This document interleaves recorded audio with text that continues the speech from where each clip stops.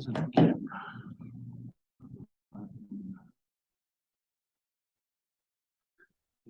Michael, can you hear us? Yep. That works. Why doesn't the camera work?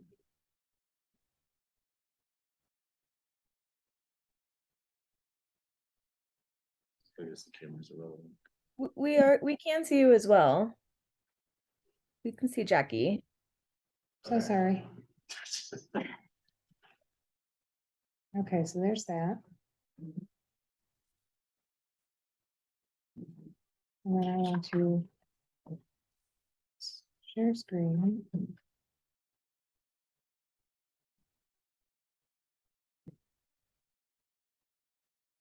Awesome. Okay, so we are super fortunate to have Willa here with us today to help us understand the differences between the community land trusts and deed restrictions for supporting community housing.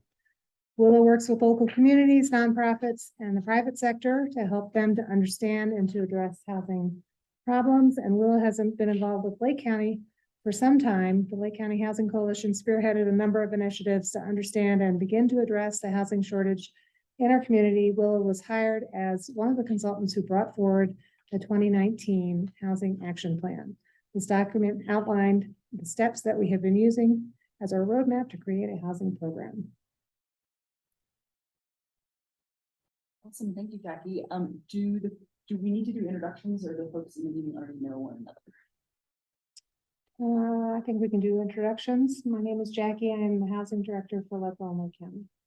Hi, I'm Willa Williford. Christy Galarza.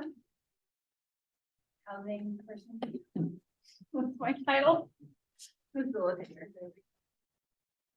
Tim Hill, Leadville City Council member, and you know how.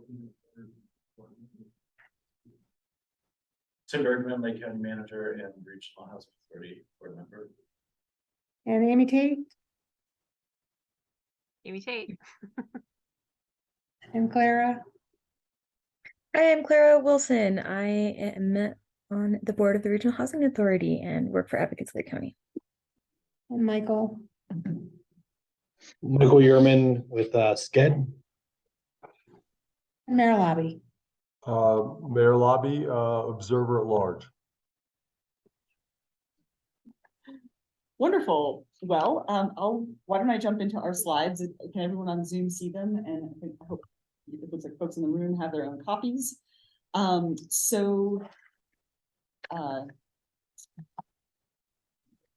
Navigate here on Jackie's computer.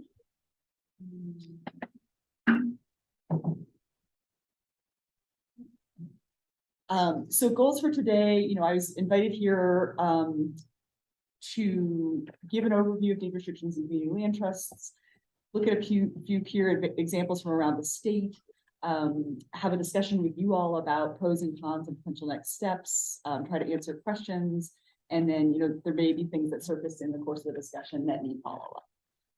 So does that, and I think we had anticipated an hour together. If we need a little bit more, and people are willing, that's great, but we'll try to sort of focus on, our intent is finishing up about an hour. So, I want to start with just the big picture of sort of why do we need stewardship? Why are we talking about deed restrictions versus land trusts? And really it comes down to this sort of principal paradox in getting community housing built these days, which is that it costs more to do this work than typically we're trying to target for our to create a housing resource that is attainable to our workforce. It's whether that's for rent or for sale. In most instances, we're needing to bring public land, subsidy, tax fees, you name it, because there's this gap between what it costs to put the project together and the price point we're trying to hit.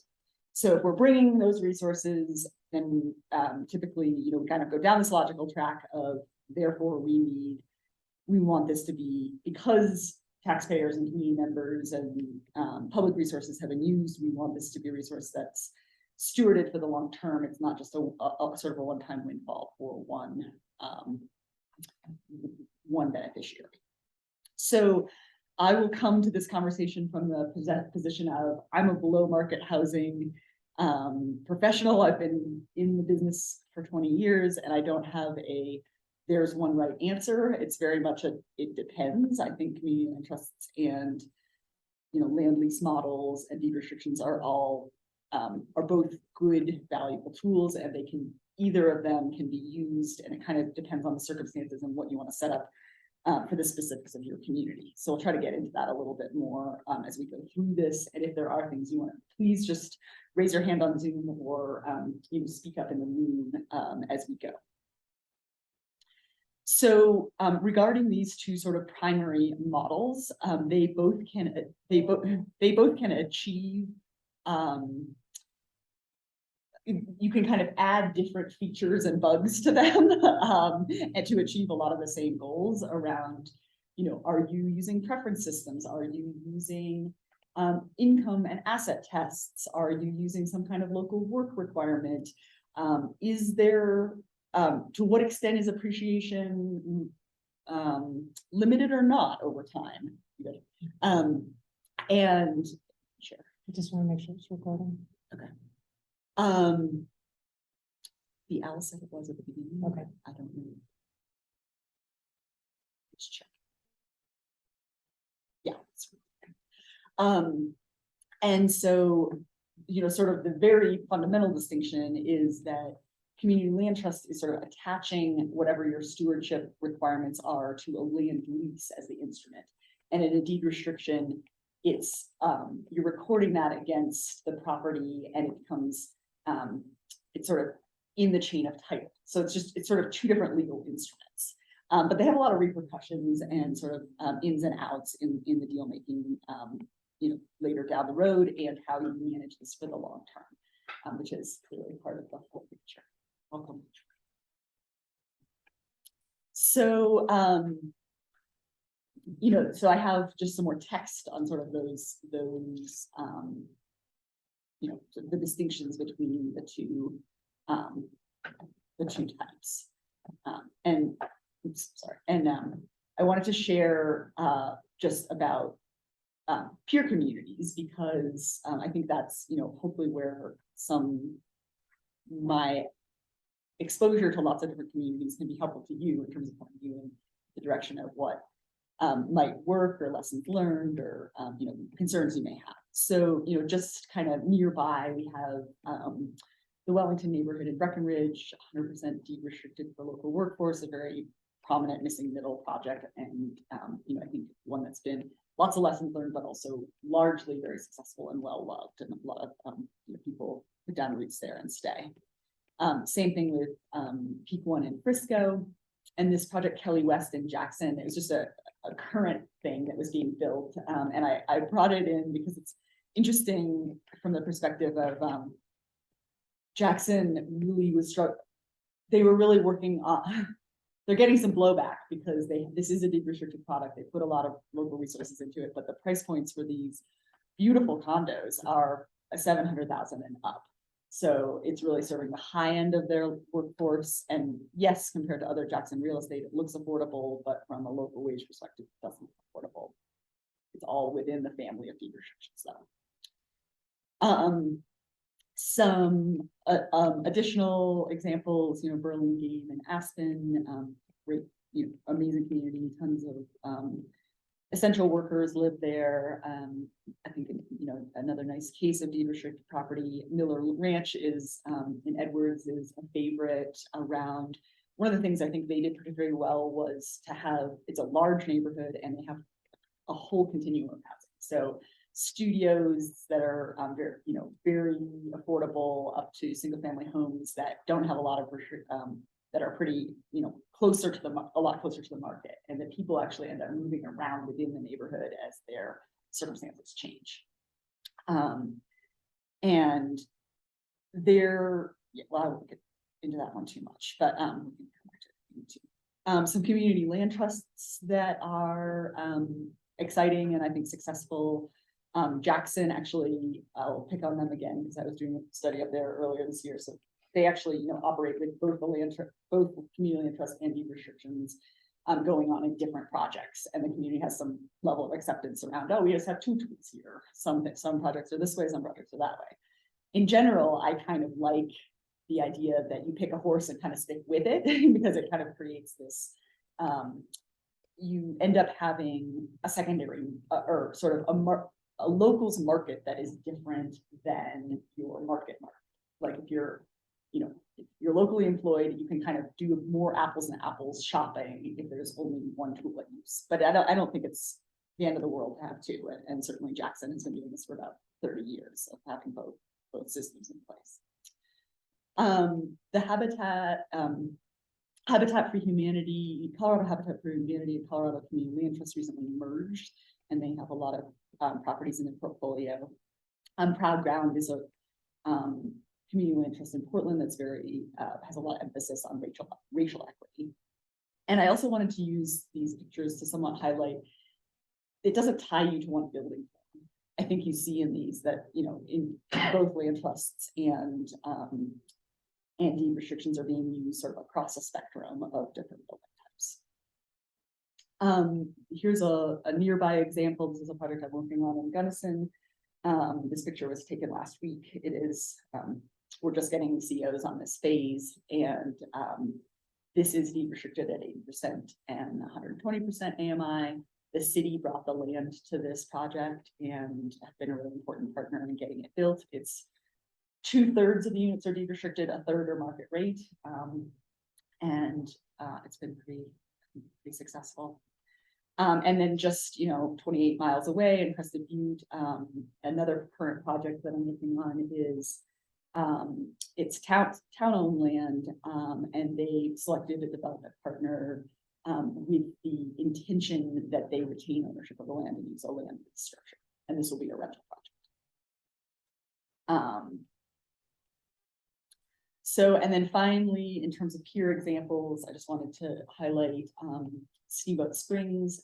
The Yampa Valley Housing Authority received a 500-acre parcel called Brown Ranch, and you may have heard of it. And as they looked at, potentially developing several decades worth of community housing, they thought we really need to start at the beginning and be deliberate about which tool we're going to use. Do we want to go the deed restriction route, or do we want to try community land trusts? They have a bit of a rocky history with deed restrictions in their community. They put their first deed restrictions in place right before the 2008 recession. And a lot of homes, lost significant value in Steamboat, and deed restricted owners struggled. And there was a lot of political pressure to erase the deed restrictions, and there ended up being winners and losers in that situation that still have have left a bad residue in the community. And so they were really looking hard at okay, if we're going to take on stewardship, can we do it in a way that is different and sort of have a clean break with that past? So they really wanted to go down a deed restriction or a community land trust route. In the end, they've actually, I think, kept the door open to both. But in order to make that decision, they had, through a community process, they had identified these guiding principles. So simplicity, wealth building, mobility, affordability, communication, and community outreach. And so we tried to, we did a bunch of interviews and sort of probed these questions of which would community land trusts or deed restrictions perform better sort of through the lens of each of these principles. And what we found was vexingly unclear. So I think from a simplicity standpoint, deed restrictions kind of edged out community land trusts. I think they're well understood by lenders, developers, realtors, the general public. May take a little education, but it's not, the idea of a deed restriction and sort of, there's restrictions on my property similar to an HOA or something where I, some of the things are limited. It's pretty, especially in mountain communities, I feel like it's come to be part of our milieu. This whole sort of, okay, the another entity owns the land and I don't quite understand, and that isn't quite as straightforward, maybe from an initial understanding perspective, as accepted maybe by the real estate community. But I think it has other, and it may have other things going for it. In the wealth building space, either tool can really be calibrated around how do you manage the appreciation of the asset in the long term, and to what extent do you veer towards keeping it affordable for the community versus creating wealth for the owner. And that feels like it's a knob that you can adjust with a fair amount of subtlety in either case. Mobility really is much more, it's not that one or the other does it better. It's that it's about having a good inventory and having that ability that people can move around, like the Miller Ranch example I gave. If the communities that had enough critical mass of community land trust or deed restricted housing had more mobility for people. If you could rent a place for a couple of years and then move into home ownership, and that there was sufficient supply, was really where mobility we found the most efficacy there. Affordability is interesting because I think it comes in a lot of shapes and forms. It's the upfront costs, it's the utilities, it's the ongoing maintenance. And to some extent, we definitely found that community land trusts are more resource intensive to manage for the long term. So there is a component there of, if you're putting your eggs in that basket, you're committing to running to, the staffing and the sort of organizational structure that will be required. I want to make super clear as I say that deed restrictions do not run themselves. They also need staff people and infrastructure and systems and infrastructure to make sure that they don't go lost or missing. But in general, sort of the CLT model with this more hands-on approach and the actual physical involvement of the owning the land does tend to be more resource intensive in the long term. And then the other place where I think sort of communication and like a culture of collaborating with residents and having really strong resident advocate voices. Community land trusts have typically been set up to honor and facilitate that. And so they have sort of a culture of communication and education and outreach that tends to be stronger than many of the deed restriction programs we've looked at. But deed restrictions can take those best practices and implement them. So it's not that they're mutually exclusive. It's just that community land trusts seem to have historically, I think, because they are maybe a better staffed and because they start from a place of we're a community serving mission-driven nonprofit, that tends to do well. I will also give a caveat here that there's plenty of ability for housing authorities to cross over into both these spaces and examples of how they have. So just because you're a nonprofit doesn't mean you couldn't do deed restrictions, and just because you're a housing authority doesn't mean you couldn't do a CLT model. So let's pause there and just see, does anyone have any questions or things you just want to sort of chime in on here? I'm gonna start up for either one, so I know like for deed restrictions, I can set it up so it's forever. Yes. Okay. Same for the. Yeah, same for, well, so community land trusts typically have a land lease that has a term, and it's usually a long time, like 50 or 99 years or something like that. So, and then the intent is that you would set it up so that it's renewed.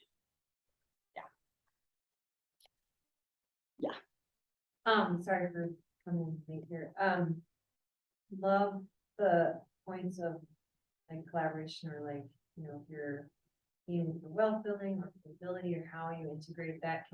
Will you go into more detail on those aspects? Sure. for us? Yeah, I can. Okay. So let's go back. So in terms of, so the piece that we really dug on the Steamboat project, the piece that we really dug into around the wealth building was, to what extent and we played around with this. To what extent are they building so much inventory at Brown Ranch that they could actually get out of capping asset growth? So most land trusts and deed restriction programs we looked at are doing some form of asset cap. So, I'll just use like the Gunnison Lazy K example. That's a deed restriction, and when you buy it, the price is set, and then from there you can gain 3% every year. And that's not guaranteed, but it's you can't go above it. So if the market goes down, it might be that, because, well, with that Gunnison example, those homes are probably priced $150,000 below market. So if the market comes down, the deed restricted product will probably still sell for about what they bought it for a couple of years. If the market continues to go up like crazy, they're going to get their 3% per year. So sort of the wealth building that will occur for the families that buy that deed restricted product will be the 3% per year. Everything they pay down on their mortgage, they'll recoup their down payment, and they'll recoup any principal they've paid off. And they'll also have those intangibles around governance of their space and the housing stability that comes with, it's not gonna get sold out from under me, the rent's not gonna be increased, blah, blah, blah. So that's where sort of those benefits of homeownership are being experienced within that stewardship model. What we found with, and that with the community land trust, you can very much structure it similarly. And so in some instances, and Reed may want to jump in here, some instances they appreciate, what the community land trust itself takes a portion of the appreciation, but certainly anything that like the homeowner has paid off on their mortgage and so forth is theirs when they sell. We found, it was actually interesting, we looked at the Burlington, which is a very long-standing famous community land trust, and their typical appreciation is actually about 1% per year. So I was surprised to find they were actually erring a little more on permanent affordability than they were on how much money someone who's lived in the asset has when they leave it. Does that kind of answer your question? I feel like I'm talking. Yeah, I think that makes sense. I mean, it makes sense to me. I'm trying to like understand the layers of like what that really means, and like what is the average time that somebody, that mobility between products that are built.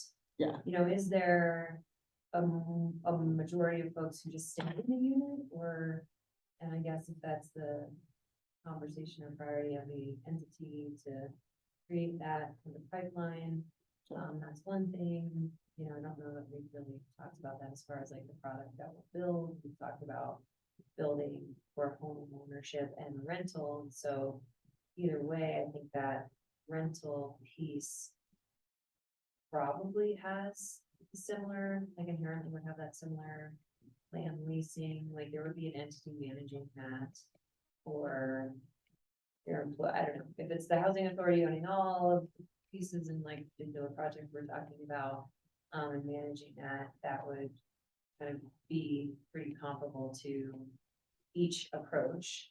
Yeah. So let's just talk about a rental scenario for a minute, because this steamboat example was specific to homeownership.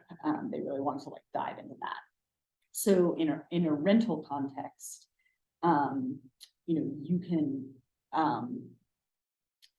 use the same tools in terms of putting an expectation on to whom the units are going to be rented at what price for the long term, and you can set that up contractually, like from the onset. You can use a deed restriction type tool, or it could be part of a land lease agreement. So yes, I think you're right that those same dynamics apply.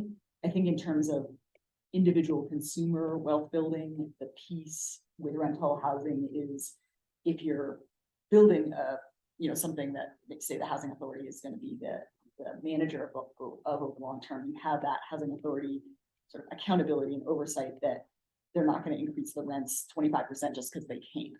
And so that, that more measured approach to property management, and a mission-driven approach will then enable people to contribute to their savings and to bring more financial stability to their lives, even though that's not in the form of asset creation through the rent.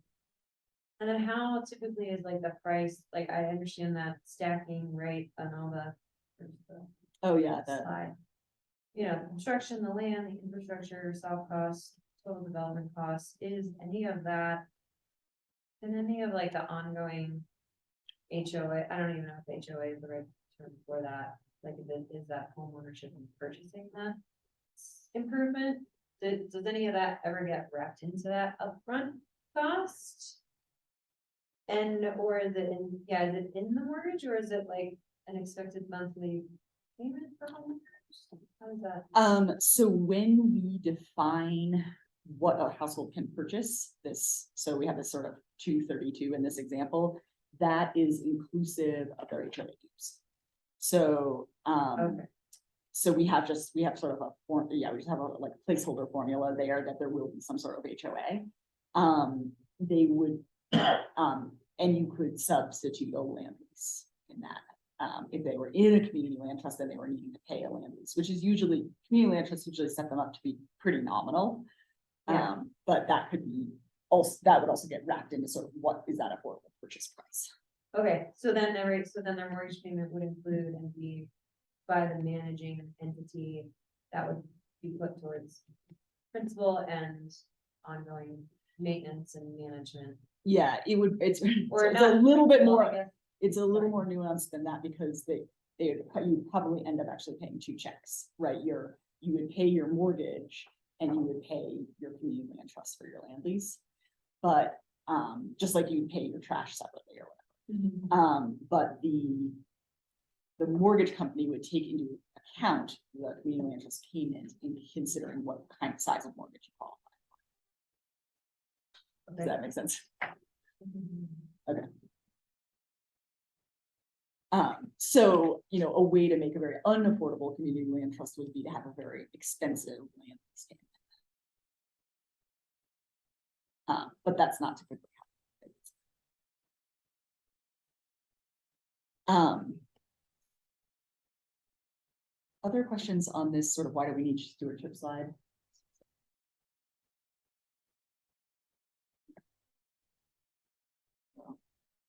I realized that I accidentally skipped this slide. So this is just the regional scan around sort of when I was talking about, I think people in Colorado mountain communities sort of having a good sense of deed restrictions. There's quite large portfolios across some of our mountain peer communities. And so that, there is sort of this critical mass or market acceptance there. And I'm sorry that Gunnison is missing their number, but it's around 400. So I am on 7.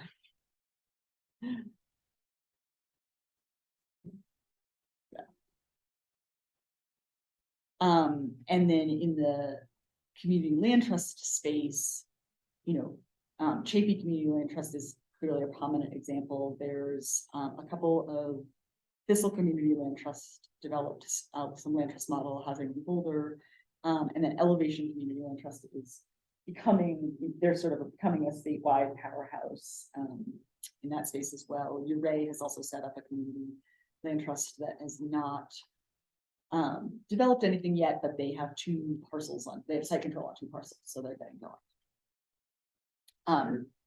Yeah.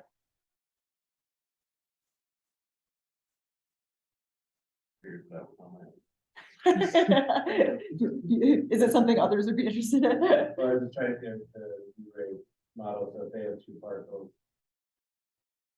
But each parcel would manage. Is there an umbrella organization? There is an umbrella. Okay. Yeah. And that oversees each parcel and each development. Yeah. So Okay. they're, they have an executive director and, she's running the point on both of those developments. Okay. And then they intend to be long-term stewards. And they can be, each parcel can be different, right? Each parcel So they will create, for those two projects, you know, they will create whatever the sort of structure they want there. I actually think one of them may end up being for rent and one may be for sale. So this was just a graphic that my colleague created that was just trying to sort of show, you know, those sort of tendencies of deed restrictions and community land trusts around, you know, this sort of maybe the land trust leaning a little bit more towards the stewardship and democracy piece and resident advocacy, and the deed restrictions leaning a little more towards like simplicity and sort of acceptance and convention convention in the real estate market. And the fact that really, you know, they have a strong overlap, and I think the best traits of either one can be adopted. Yes. The comment about less likely to lose funds to foreclosure under the land trust, is there? I think if I remember correctly, in my participation in the Council of Governments, they held some liens against properties and had like a first right of refusal to purchase or remedy those scenarios. That is true for deed restriction? That is true for deed restriction. So the absolute key to preventing foreclosure is having the money to do the bailout, Right. and knowing that the property's in trouble. So there have been some instances where deed restrictions weren't structured very well, or people weren't compliance entities weren't paying very much attention, and they got too far gone before they could really step in. So there are provisions for notice, and there should be, and there's ways that you can make sure your deed restriction is set up so that you have that. I think community land trusts in general have had a stronger track record, and that mechanism of owning the land underneath it is a little more foolproof, I'll say. But you know, bottom line is if things are looking like they're heading towards foreclosure, it's like being in there helping the people who are in trouble and having the money to bail the property out, more than which tool you're using. But yes, I think that again, this is one where there's like you put your thumb on the scale for community land trust a little bit on that particular metric. And that's just like you said, inherent in that the nature of the relationship with the land trust, you're getting the payments, you Yes. are the one who like sees that trend. Yeah. Yeah, But there's nothing in like the mechanics of either that necessarily are different. Yeah, I think you have a slightly stronger position in the overall chain of title, because as a land trust you own the land. Yeah. Yeah. Yeah. But no, but I think that the people who have, I mean, there's communities like Breckenridge and the Eagle Valley, you know, worked through really tough economic times and have been able to prevent and rescue a lot of foreclosures in the deed restricted environment, and but through that proactive stewardship. And you know, there's certainly other communities you can point to where it's like they really flip it. Yeah, and it's I think it's an important risk to mitigate in whatever model you choose. If you did a deed restriction, could you have language in there that you would be notified just like the borrower is notified? Yes, So you would you can get, create a linkage. Yeah. Yeah. Other questions? Read. Yeah, can you speak to the typical terms for deed restrictions and what happens at the end of those terms? Oh, my favorite term is permanent. I feel like I've seen communities that have short terms, like 15, 20, 30 years, and they just go by so quickly, and then there's this windfall at the end. So I don't know that I'm working with any communities at this point that are not doing permanent. And so they're using the word permanent in the deed restriction? Yeah. And then also, Yeah, in perpetuity, I guess. Yeah. because I thought there was a limit to like a contract couldn't be beyond 99 years. not per my lawyer. Well, I checked with our lawyer, our housing authority lawyer tonight on the way over here, and she said the same thing. That it's permanent. And she has multiple communities that she's working with that have that. Fantastic. Other questions? Yeah, I do have one more question. In what you've learned, deed restrictions, so you're restricting it in perpetuity. What if you want to change the use of that land? Well, I think this is where it gets, I think this is where it gets sticky because and we haven't spoken to this whole side of the equation, but, inherently markets and real estate and conditions change, right? And we can't see into the future. And I think even working on this Lazy K project that we're selling right now, things are very different than 3 years ago when we started putting everything in place. And I'm finding that I'm really frustrated with some of the things I insisted upon. So it's it is a bit of a bind around to what extent do you build in flexibility versus really locking down all the sort of ratcheting down all the things you want to control. So deed restrictions can be amended, but generally you want to set them up so they're not having a lot of wiggle room, because people will always try to get out of them at some point. If there's if there's an economic windfall to be had. I guess the other piece that I would speak to on that is that a lot of communities have gone to sort of a system of the absolutes are housed in the deed restriction, and it's a fairly brief document, like maybe 7 to 10 pages. And then that refers to a set of housing guidelines that have more nuanced rules that are easier to change, and not that you would wholesale up and change them, but you can sort of change small things about, like, for example, remote work wasn't a big issue for people who were crafting their deed restrictions 10 years ago, and now it is. So, okay, let's get more clear on the definition of remote work and who's eligible and who isn't. And that can be housed in this guideline document that's, sort of the way you'd update your building code or something. Mm-hmm. So, and Reed, do you want to speak to that in the land trust environment?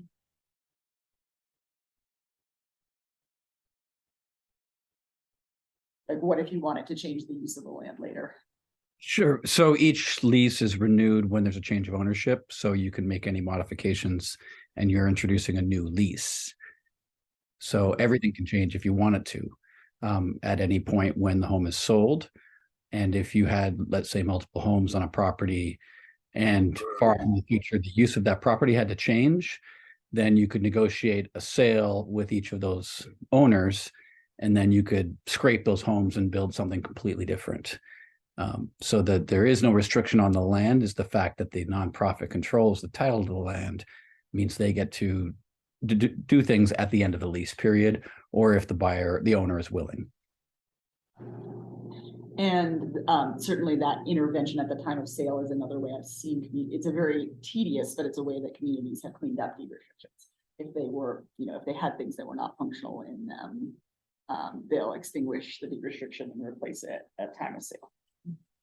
Can you comment really quickly on how you amend a deed restriction? I don't know how that's done. Oh, through that mechanism I just described, like you would extinguish a deed restriction and record a new one with transfer of ownership. So you only have to have at a time of sale, or if the owner is willing to enter into that. Yeah. Excellent. Which is kind of where, like, the community guidelines document is really beneficial. Because it can be changed per project. Yeah. And then you learn a horrible lesson in one project. You can end it. Definitely. So yeah, I've definitely seen the instance of, like, the deed restriction stays in place and nothing changes, and there's lots of changes of ownership and it's the same for years and years, or situations where an amendment is recorded or a new deed restriction is recorded. So yeah, unfortunately, I feel like this is, no one has, like, because we just continue to be in a changing environment and learning new things, like no one has sort of said, oh, here's the perfect deed restriction, it's done. And I don't know that that's true of the land trust environment either. All right, so I did ask one of the land trusts that we interviewed extensively for the steamboat project if she would share her documents, and she said no. She's like, we spent way too much money on this. But there are some that are available. I mean, I think, Read obviously is a great resource, and there's also some that are publicly available. I was gonna say they're publicly recorded, so we could obtain them that way as well. Okay, so other considerations, and I actually wanted to have a walk-on consideration, which was from Jackie around taxes. So I think there's lots of different situations. Different communities have different ethos about, do you want your affordable housing on the tax roll or not? Certainly one way to make it more affordable for the long term is to have it be property tax exempt. And you can, for a rental property, you can do that through the housing authority. There's also, there are other communities where it's pretty important that it is on the tax rolls. And so I think just being thoughtful about which structure is going to give you which outcome from a tax perspective. And again, you can kind of blend things, like you could bring in the housing authority's special limited partnership, even though the property was taxable through the structure you're using. So it's not immutable, but I do think that's another thing to have in the kind of considerations decision tree there too. Legal ability to transfer the land. I've worked in a lot of different situations where a vote of the people is required to divest of land that was purchased for whatever, I'll give the example. I was working in the town of Lyons after the natural disaster in 2013, and they were trying to do replacement housing for people who lost. There was 3 mobile home parks were washed away in the flood. They were trying to do replacement housing on a parcel of land that was remnant to a park. It wasn't being used for anything but like storing junk, but because it had been purchased to be a park and the town of Lyons owned it, they needed a vote of the people to divest of it for housing. So we took it, and it lost the vote by 60 votes. So the replacement housing didn't get that. It was pretty shitty. Looking back on it, I was like, we just should have done this, right? Like we could have not ever even brought that topic up if we'd structured it that way. So if there's a legal reason, like they may just say, go land lease.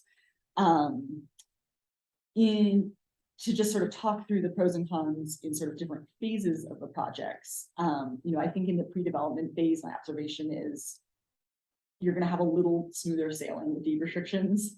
Not to say that like negotiation and legal work and so forth aren't going to be required, but I think there's a little bit lower startup costs when you're sort of in the space from, we have this raw parcel of land and we're trying to get to a building. When you're in the construction phase, I think that I think if you're working with a developer that's competent in either environment, you're going to be fine. In the sales and lease up phase, I think that again, deed restrictions are a little more accessible. We really struggle to find good, and Reed may have some, I hope Reed has some resources here that are new to me, but we struggle to find lenders who work on deed restriction or who work on community land trusts that are above 80% AMI. All the lending resources we've found seem to be targeting deep community land trusts below 80% AMI. So if you're really focusing on this missing middle sphere, you may be pushing a rope a bit on the mortgage side. And I think mortgages, especially in a current interest rate environment, are one of the ways you erode affordability really quickly. If you're not getting those really competitive mortgages for first-time home buyers. And if banks are needing them to be portfolio loans or needing larger down payments or what have you, like I just don't, I'm very adverse to introducing limiting the pool of mortgages, because I think that harms affordability. Long-term stewardship, I think we've already kind of talked about this, but in either environment, stewardship requires staffing. we think, you know, CLT is probably more staff intensive. That may be a good thing, it may be a bad thing. It's, you know, it's just one of those, like, let's think about this carefully from the outset. I want to layer in one more thing from Steamboat, and I'll stop talking about Steamboat. But one of their big hopes and dreams was that they could have this like amazing community land trust that was also the homeowners association that like oversaw everything. And so I talked to an attorney who does a lot of homeowners associations and legal structuring, and he was like, he had just worked on a project in Denver that was a community land trust, and it was a condo, so it had to have a homeowners association. And he was like, under Colorado law, these things currently do not make good bedfellows. It's like, you end up, you have to have two different structures, and it ends up being pretty okay. I'm sorry. Oh, a homeowners association, not a community land trust. Okay.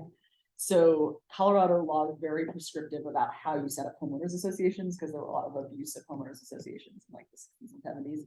So so these are just, it's hard. So if you're in the condo environment, it's going to be hard to blend a CLT and an HOA. And so Steamboat had to sort of give up the dream of this like thing that did it, this entity that did everything. And then my last, you know, this sort of consumer perception piece I just wanted to highlight, because I think there's a lot, I give a lot of weight to what is preferred in the community. Like, do people have existing positive or negative perceptions of one tool or the other? Because no need to fight an uphill battle if your community already says, we think community land trusts are the coolest thing in the world, or, oh my gosh, like, you know, all our friends live in deed restricted housing and it's the best thing since sliced bread, like, go with it. Don't try to educate it, or like, you know, is my, you know, and to that point about the Steamboat example, they were just like, ah, we desperately want to get away from deed restrictions and the baggage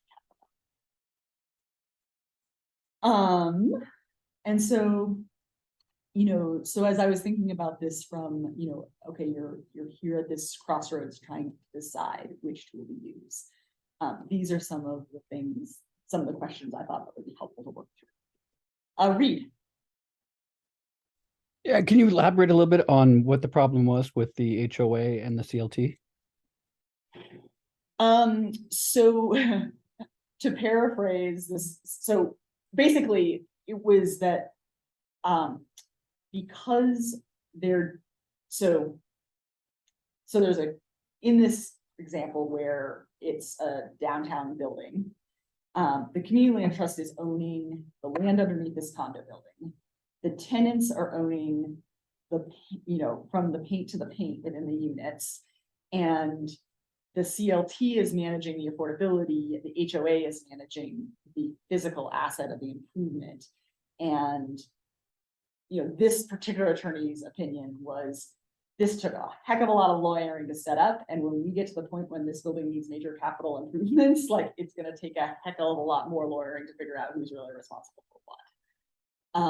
And that he didn't see it as like, you know, gosh, we can really, and I was asking him the question of like, could, you know, if we're starting from scratch at Brown Ranch and Steamboat, is there some sort of elegant solution where we do a community land trust that takes care of everything? And he was like, I can't see the path forward with the Colorado Common Interest Law to do that.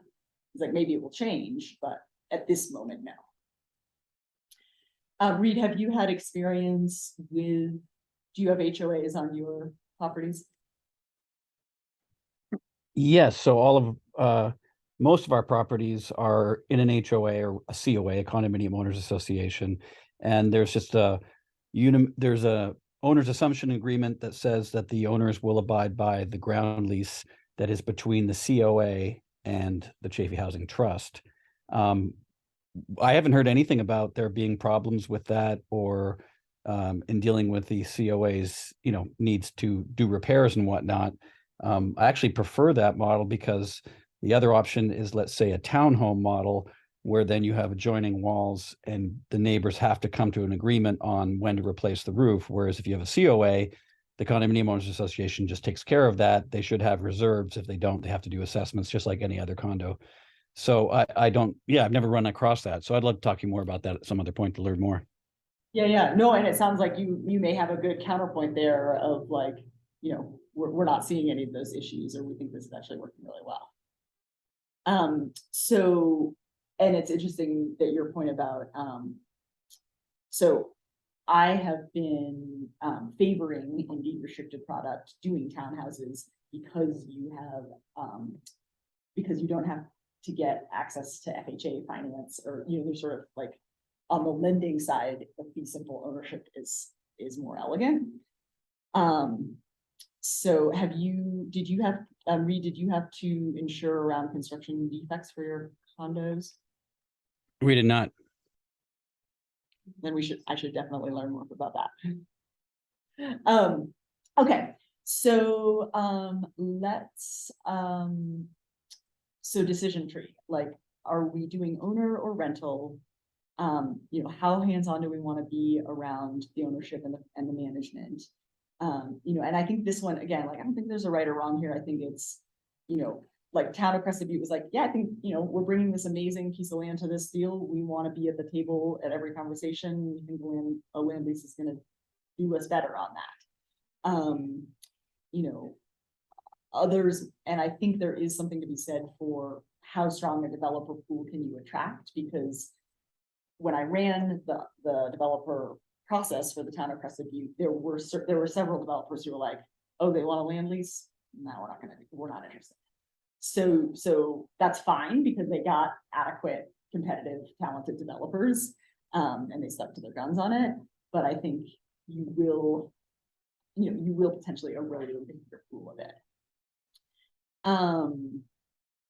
You know, who's available, accountable, and responsible for stewardship? Obviously, you have the Chafee Housing Trust as one potential candidate. You have the housing authority. You have, you know, the municipalities. There's lots of different options here. And so, you know, which entity is going to have that responsibility and which one is going to have more appetite for which tool, I think is pretty important. You know, I think sort of, yeah, what are we encouraging or foregoing with one or the other? And then back to that market perception piece. So go ahead, Reed. And I'm sorry, Will, I don't want to keep raining on your parade here. Can you just describe a little bit? You said that there were developers who were reluctant to pursue doing a development because it was a community land trust? So, and yes, so it was not because it was a community land trust, it was because it was a land lease. So and in this instance, so let me be clear about the difference between a developer and a contractor. So in this instance, we were looking for someone who is going to assemble all of the finance, provide the guarantees for the construction loan, oversee all of the construction, and be responsible for the lease up and sales. So that, in my opinion, is a developer. A contractor is underneath that level of responsibility, only responsible for the physical construction of the building. So typically, I think a contractor is agnostic on deed restriction, land trust. We don't care. We're just building you a building.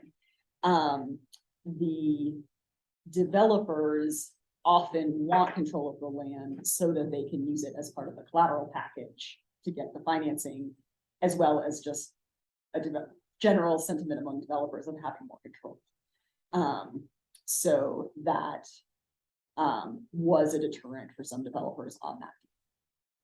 So was this a project where you had mixed income, non-restricted units, market rate units, as well as restricted units? It is 100% deed restricted. Great, can't wait. Yeah, I mean, that one is, yeah. Michael, did you have a question or comment? Well, I think we're you know, I think it's important for the group is where everyone is at in the process. And Willa, I think it's, if you could go back to the slide that you show the costs and how it's broken down to the subsidy, because we're hopefully going to hear very soon on 1271 on the ability to take some of these costs out of the final equation to do up to 80 units almost. on the properties that have been identified. And I think what's important that, as you present where we're at in the process, the soft costs, infrastructure costs, and potentially land costs are what we're looking to subsidize through the 1271 and the donations of the land between the school district and the county. And I think this is really an elegant way of showing the community of how those contributions and that access to that DOLA funding really allows us to be in a position where we're making a decision around deed restrictions or land trust. One thing I would say is that if we're successful in getting those funds and getting that land ready for development, maybe Willa, you can kind of speak to the RFQ process and the fact that you could have a developer who comes to the table that wants to do a land trust versus a developer who comes to the table who wants to do a more traditional deed restriction, and how that kind of, maybe you could speak to how that's kind of dealt with in the RFQ process once the land, if we're successful in getting those additional costs out of there, and how you've seen that done. Does that make sense? Yeah, totally. So, sorry, I'm trying to get back to, so I was just gonna go to the lazy K slide, because I think this is a good, this is a potentially a helpful example. This was a city of Gunnison owned about 15 acres that they were using for floodplain mitigation, a community park, and they set aside about 4.5 acres for housing. And they ran an RFQ process, now it's now been 4 years ago. And they described their community goals that they wanted out of this. They did not prescribe if it would be a land trust or a deed restriction per se. They just said, we want it to be housing that's for sale at these, at these price points that our essential workers can afford. And so, I would say that that's sort of in contrast to that description I gave of the Crescent View project, where they were like, yeah, we want to put this 99-year lease as one of the conditions. Like, we're always going to be at the table as an owner. So when we did the Lazy K RFP, we got 5 submissions. None of them were for a land trust model. And so it was pretty straightforward. Like, we're going to be in a deed and restricted environment. Is that helpful, Michael?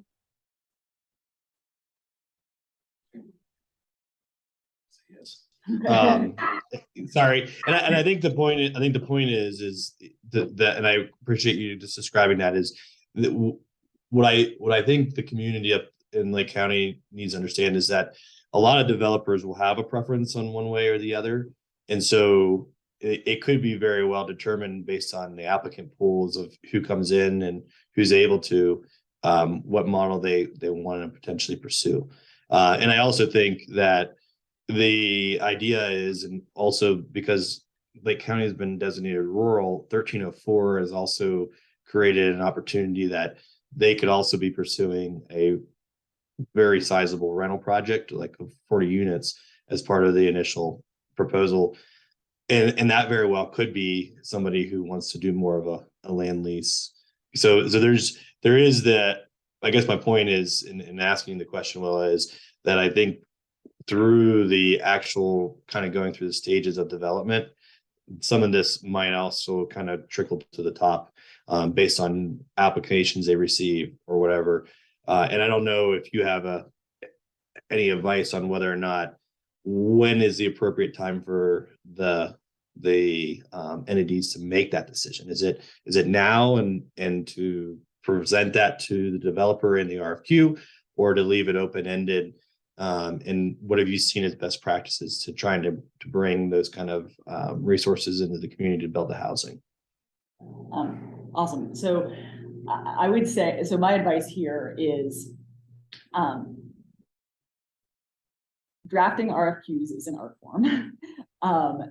RFQs that are too prescriptive will narrow your developer field to one or none.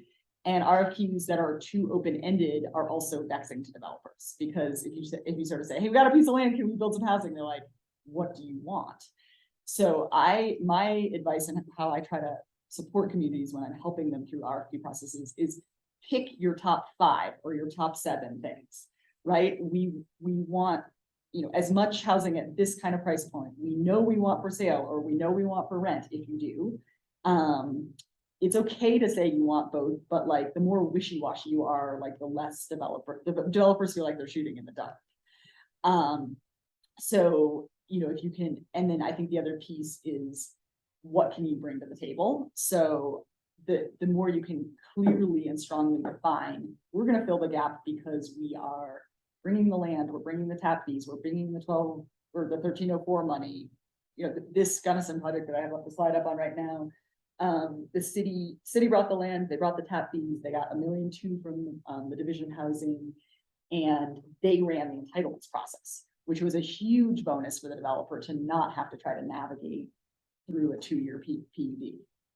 So spelling those things out of like, this is why we're an awesome partner, and this is what we need from you, you know, Mr. or Mrs. Developer. And not when you ask, and this is, I'll pick on my own community Crescent View, like when you ask for the sun, the moon, and the stars, and it needs to be, you know, net zero and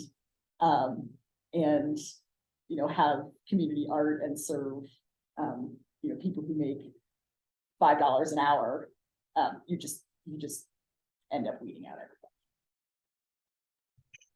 So, Will, I think Bottom line there is, yeah, pick your true community value, pick your short list of values, like really prioritize. Will, I think you hit on something. I think what is kind of the element of the struggle right now is that you have the 2 entities that are donating the land, the school district and the county, and really they're focusing on kind of deed restriction versus land lease. But I think you put it eloquently. Instead of focusing on that, they should be focusing on their goals, because one of their primary goals is being able to house some of their employees. And I think if we can structure the conversation moving forward into the RFQ process about here's our community goals rather than here's the structure of how we want you to build the housing, do you think that's a better approach to kind of moving this project forward and seeing what you know, because ultimately there is a competitive if you accept state funds, this is going to have to be a competitive process, and because it's ARPA money.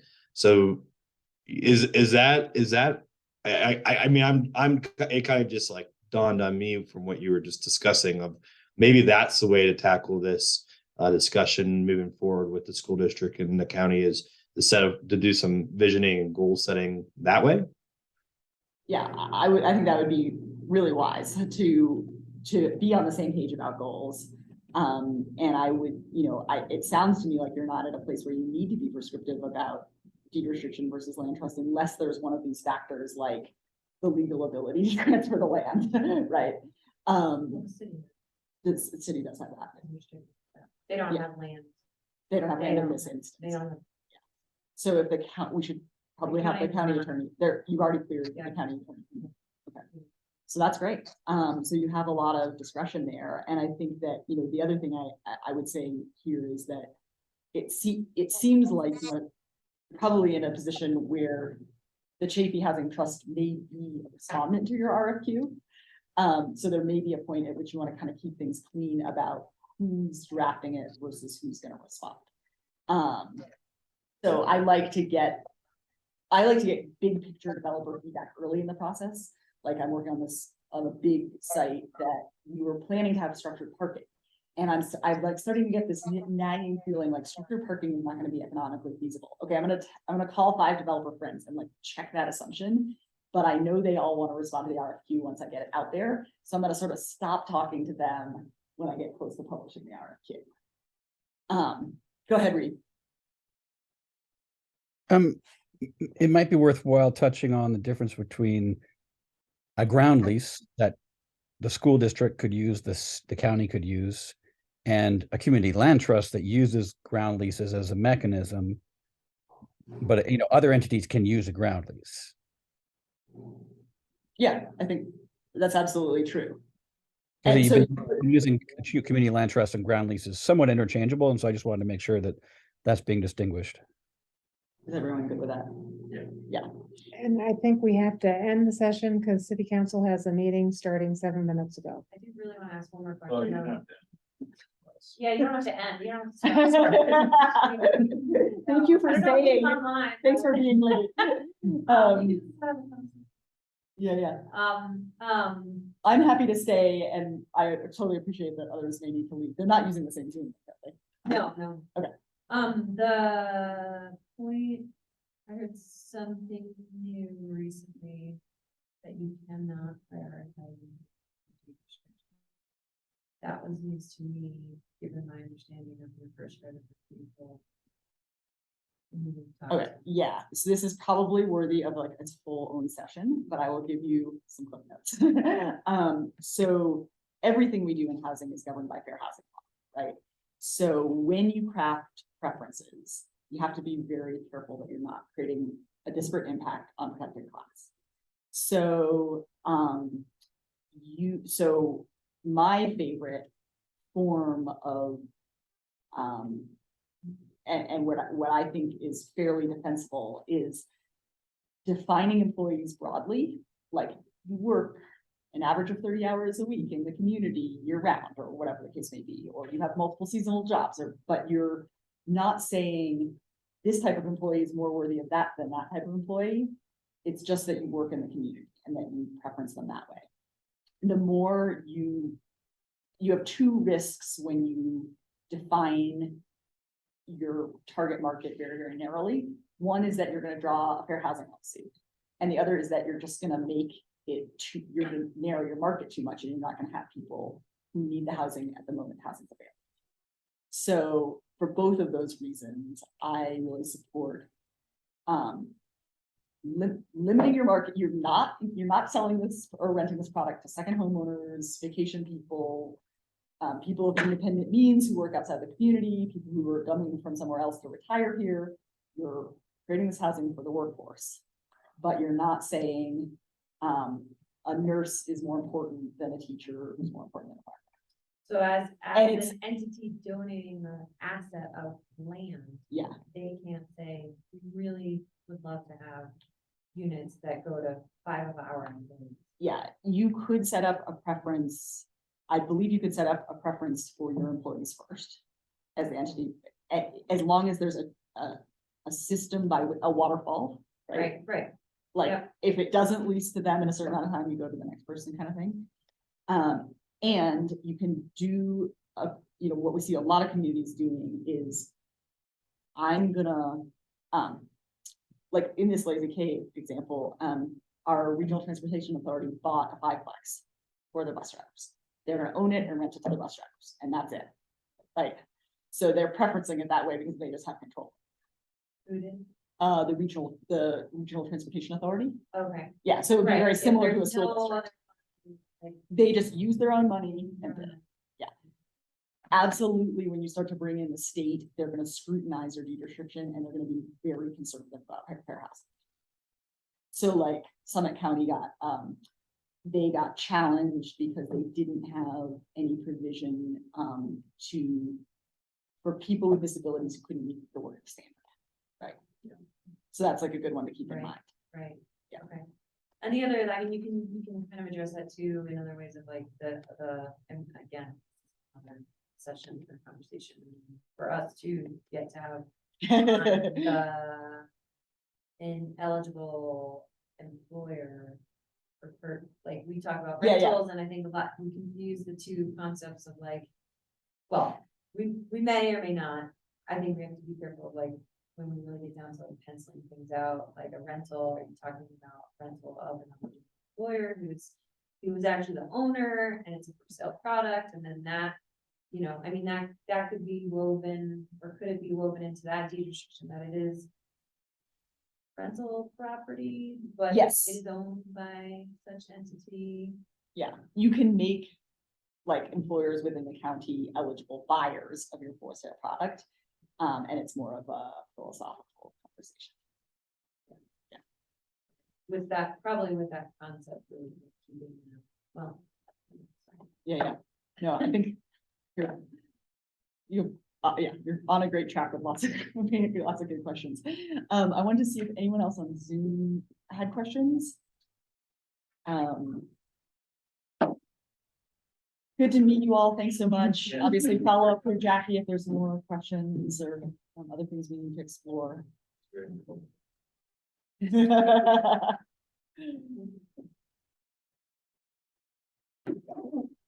Thank you. Thank you. Yeah. All right. Are we good? Great. Oh, I guess I had a discussion questions, but I'm out of time, which is all good. What's in the chat?